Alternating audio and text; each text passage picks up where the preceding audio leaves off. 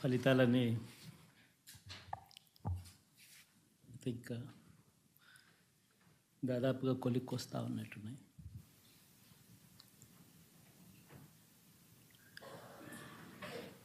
చూసిన ఫలితాలు జరిగిన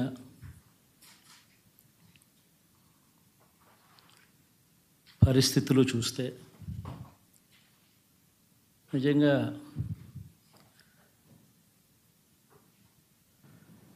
ఆశ్చర్యంగా కూడా ఉన్నాయి.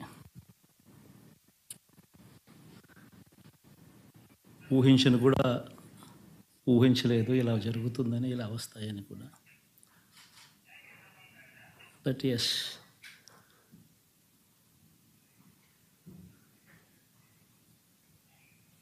అమ్మఒడి అందుకున్న 53 లక్షల మంది తల్లులకు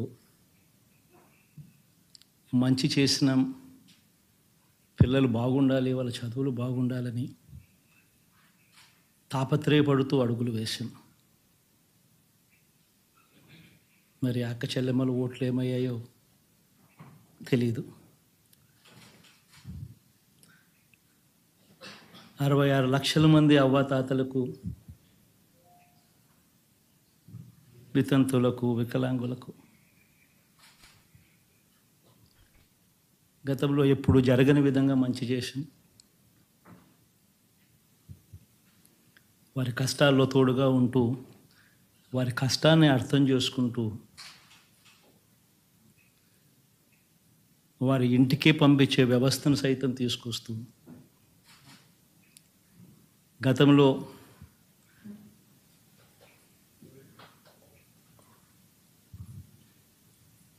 మా ప్రభుత్వం అధికారంలోకి రాకమునుపు ఇస్తూ ఉన్న చాలని పెన్షన్ నుంచి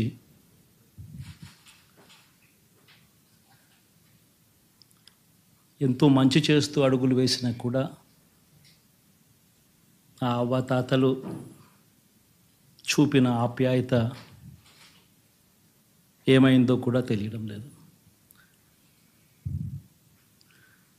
దాదాపుగా 1,05,00,000 మందికి, పొదుపు సంఘాల అక్క చెల్లెమ్మలకు మంచి జరిగిస్తూ, వారి కష్టాలనే మా కష్టాలుగా భావిస్తూ, ఇచ్చిన ఏ మాట తప్పకుండా అన్ని రకాలుగా వాళ్ళకు అండగా ఉంటూ, ఆసరాతో తోడుగా ఉన్నాం, సున్నా వడ్డీతో సైతం అండగా ఉన్నాం, చేయూత సైతం తోడుగా ఉంటూ నిలిచాం.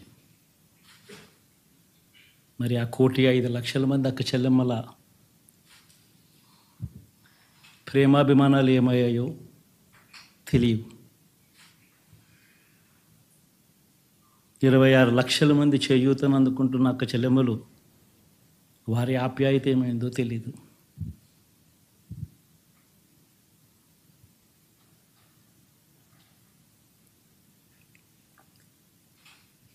పిల్లల చదువుల కోసం ఏ తల్లి ఏ తండ్రి ఇబ్బంది పడకూడదు అని మొట్టమొదటిసారిగా పూర్తి ఫీజులు ఇస్తూ తీసుకొచ్చి అందగా నిలిచాం.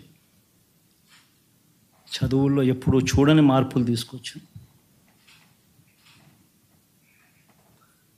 దాదాపుగా 12 లక్షల మందికి సంవత్సరానికి మంచి జరిగిస్తూ, ఆ పిల్లలు, ఆ తల్లుల అభిమానం ఏమైందో కూడా తెలియదు.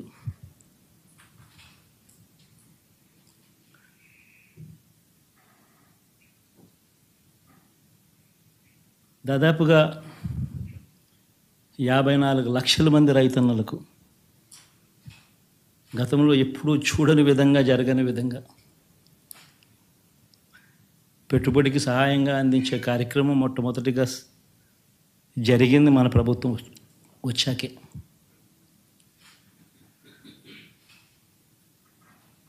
మరి అంతగా రైతన్నలకు తోడుగా ఉంటూ,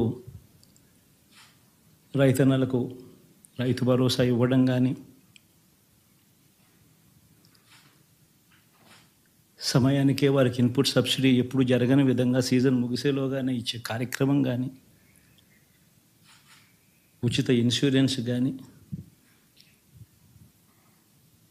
పగటిపూట 9 గంటలు ఇచ్చే కార్యక్రమం కానీ, ఉచిత విద్యుత్ ఇచ్చే కార్యక్రమం కానీ, మరి ఆ 1,00,00,000 మంది రైతన్నల ప్రేమ ఏమైందో తెలీదు.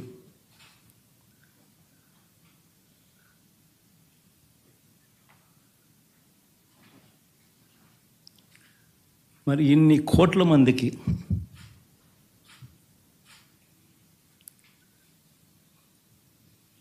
పేదవాడికి తోడుగా ఉంటూ ఆటో డ్రైవర్లు నడుపుకుంటా ఉన్నవాళ్ళు ఆటోలు తోలుకుంటూ టాక్సీలు తోలుకుంటూ ఇబ్బంది పడకూడదని వారికి అండగా ఉంటూ ఓ వాహనమిత్ర, నేతన్నలకు అండగా ఉంటూ ఓ నేతన్న నేస్తం, మత్స్యకారులకు తోడుగా ఉంటూ మత్స్యకార భరోసా, ఫుట్పాత్ మీద చిన్న చిన్న ఇడ్లీ షాపులు పెట్టుకొని నడుపుకుంటూ, చిన్న చిన్న బంకులు పెట్టుకొని నడుపుకుంటూ, చిన్న చిన్న వ్యాపారాలు చేసుకుంటా ఉన్న వీళ్లకు, నా అక్క చెల్లెమ్మలకు, నా అన్నదమ్మలకు మంచి జరగాలని ఆరాటపడుతూ వాళ్ళకు ఒక తోడు, నా రజకులకు, నా నాయి బ్రాహ్మణులకు, నా టైలర్లకు అని అండగా ఉంటూ వారికి ఒక చేదోడు. మరి ఇన్ని లక్షల మందికి ఇంత మంచి చేసి, ఇన్ని కోట్ల మందికి, లక్షలు కూడా కాదు, కోట్ల మందికి మంచి జరిగించి, ఎప్పుడు జరగని విధంగా మేనిఫెస్టో అంటే ఒక చెత్తబుట్టలో పడేసే డాక్యుమెంట్ కాదు. ఒక మేనిఫెస్టో అంటే ఒక బైబిల్ అని, ఒక ఖురాన్ అని, ఒక భగవద్గీత అని మొట్టమొదటి రోజు నుంచి కూడా భావిస్తూ ఏకంగా 99% వాగ్దానాలు అమలు చేసి, అంతే చిత్తశుద్ధితో ఆ మేనిఫెస్టోను కూడా అక్క చెల్లెమ్మల ఇంట్లోకి తీసుకొని వెళ్ళి చూపించి మీరే టిక్కు పెట్టండి అనే నిబద్ధత గల ప్రభుత్వంగా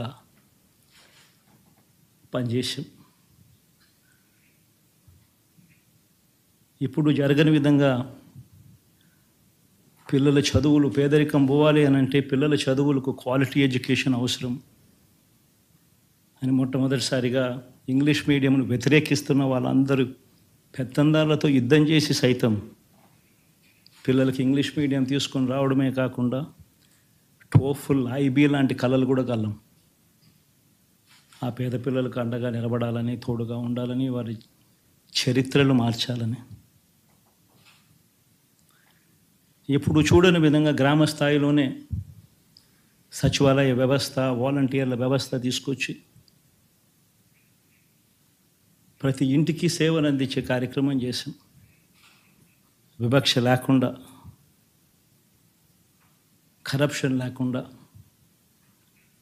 దాదాపుగా 2,70,000 కోట్ల రూపాయల పైచిలకు ఇంటి వద్దకి అందించగలిగాం.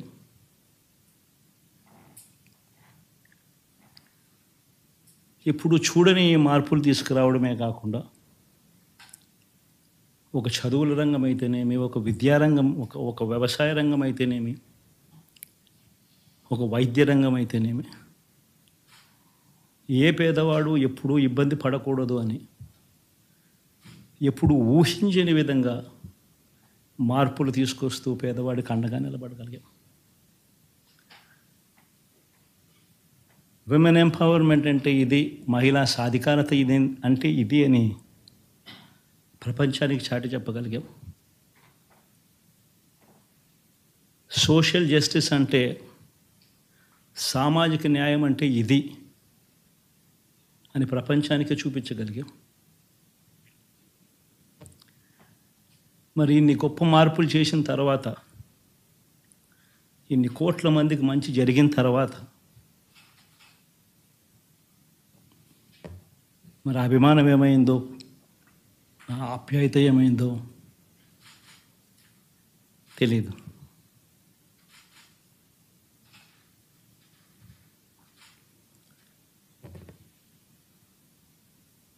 ఎవరో మోసం చేశారో, ఎవరో అన్యాయం చేశారో అని చెప్పి అనొచ్చు, కానీ ఆధారాలు లేవు.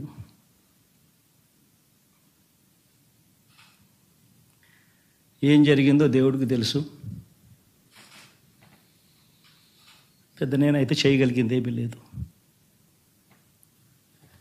ప్రజల తీర్పు తీసుకుంటాం, కానీ మంచి చేయడానికి మాత్రం ప్రజలకు తోడుగా ఖచ్చితంగా ఉంటాం. వాయిస్ ఆఫ్ ది వాయిస్లెస్ కింద ఈ పార్టీ తాను చేయాల్సిన పని తప్పకుండా చేస్తుంది. పేదవాడికి అండగా ఉండే కార్యక్రమంలో ఎప్పుడూ కూడా పేదవాడికి తోడుగా ఉంటూ గలం విప్పుతుంది, పేదవాడికి అండగా నిలుస్తుంది. పెద్ద పెద్ద వాళ్ళ కూటమి ఇది, ఢిల్లీలో సైతం శాసించే పరిస్థితుల్లో ఉన్న కూటమి ఇది. ఆ కూటమిలో ఉన్న బీజేపీకి, ఆ కూటమిలో ఉన్న చంద్రబాబు గారికి, ఆ కూటమిలో ఉన్న పవన్ కళ్యాణ్ గారికి, అందరికీ కూడా వాళ్ళ గొప్ప విజయానికి అభినందనలు.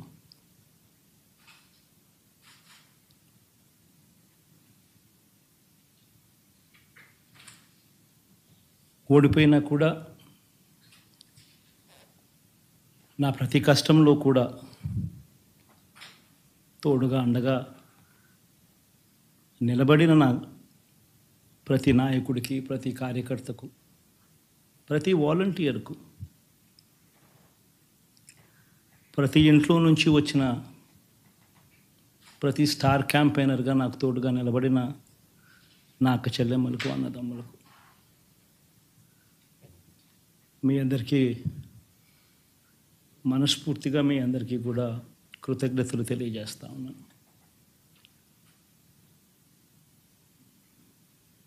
ఏం జరిగిందో తెలియదు, కానీ ఏమి చేసినా, ఎంత చేసినా ఇంకా 40% ఓటు బ్యాంకు మాత్రం తగ్గించలేకపోయారు. ఖచ్చితంగా మళ్ళీ ఇక్కడి నుంచి లేస్తాం.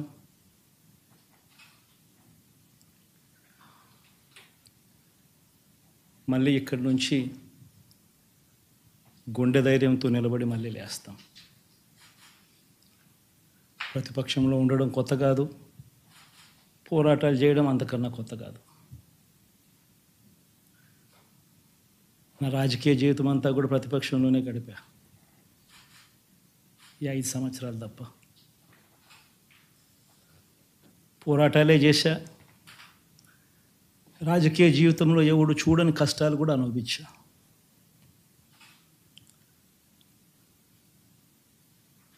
ఇప్పుడు అంతకన్నా కష్టాలు ఏదైనా పెట్టినా కూడా సిద్ధంగా ఉన్నాం, సిద్ధంగా ఎదుర్కొంటాం.